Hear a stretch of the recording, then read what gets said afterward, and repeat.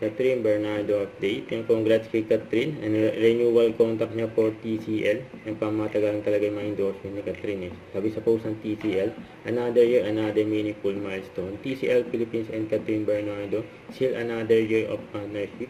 Build on shared value involving style and smart living. The year ahead promises inspiring stories, elevate storytelling, and calling cool life moments that bring meaningful technology even closer to Filipino homes. Exciting campaigns and unforgettable moments are on the horizon for 2026. You know, congrats kay Catherine. Yung sa post ni Kaino ko, nandito ginanap ang 13th birthday ni Lexin, yung pamangkin ni Catherine, dyan sa Casa Bernardo sa may garden. Ayun pa si Mami Min, no? So, ang ganda, oh. Pink na pink. So, ang ganda ng social, no?